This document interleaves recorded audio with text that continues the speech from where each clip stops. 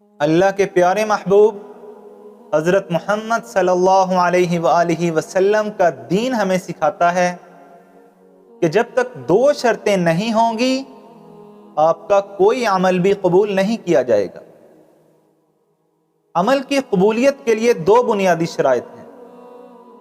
اگر وہ شرائط نہیں ہوں گی آپ ساری زندگی عبادت کرتے رہیں، ساری زندگی سجدے میں پڑے رہیں، اللہ کے ہاں اس عمل کی کوئی قیمت نہیں ہوگی۔ ان میں سے پہلی چیز ہے اخلاص۔ آپ کوئی کام بھی کریں، کوئی عمل بھی کریں، اس میں نیت صرف اللہ کی رضا ہونی چاہیے، اس میں نیت صرف اللہ کی خوشنودی ہونی چاہیے۔ کوئی بھی عمل کریں آپ کی یہ نیت نہ ہو کہ میری واہ واہ ہو، کوئی بھی عمل کریں یہ نیت نہ ہو کہ دنیا میں میری تعریف کی جائے۔ کوئی عمل بھی کریں، کوئی کام بھی کریں، آپ کی یہ نیت نہ ہو کہ دنیا میں میرا نام پیدا ہو جائے، بلکہ نیت صرف اللہ کی رضا ہونی چاہیے، تب آپ کا عمل اللہ کے ہاں قبول کیا جائے گا۔ اور دوسری شرط کہ کوئی بھی عمل کریں، کوئی بھی کام کریں، وہ اللہ کے نبی کے طریقے کے مطابق ہونا چاہیے۔ کوئی بھی عمل کریں وہ سنت کے مطابق ہونا چاہیے۔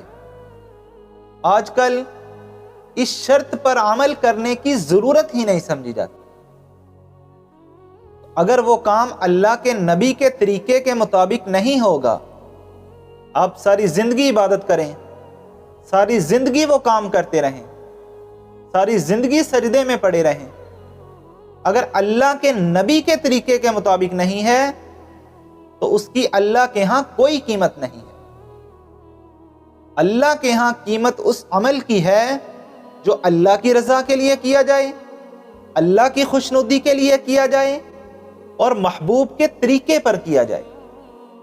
اس لیے بھائیو، آپ کوئی بھی عمل کریں، کوئی بھی کام کریں، اس میں نیت اللہ کی رضا ہی رکھیں، نیت اللہ کی خوشنودی حاصل کرنا ہو، اور پھر دیکھیں کہ آپ جو بھی عمل کر رہے ہیں وہ اللہ کے محبوب کے طریقے کے مطابق ہے بھی یا نہیں، وہ عمل سنت کے مطابق ہے یا نہیں۔ اگر آپ اخلاص کے ساتھ وہ کام کریں گے اور اللہ کے نبی کے طریقے کے مطابق کریں گے تو پھر اللہ اس عمل کی ایسی قیمت لگائے گا کہ آپ کی عقل سوچ بھی نہیں سکتی۔ لیکن اگر نیت اللہ کی رضا نہیں ہے اور نبی کا طریقہ بھی نہیں ہے تو پھر آپ جو عمل بھی کریں گے، جو کام بھی کریں گے، اللہ کے ہاں اس کی کوئی قیمت نہیں ہوگی، وہ محض دنیا کے لیے ہوگا۔ اس لیے اللہ رب العزت سے دعا فرمائیں، اللہ ہم سب کو عمل کی توفیق عطا فرمائے، اللہ ہم سب کو اپنے ہر کام میں، ہر عمل میں، ہر عبادت میں ان دو شرطوں کا خیال رکھنے کی توفیق عطا فرمائے۔ اللہ ہم سب کو عمل کرنے کی توفیق عطا فرمائے۔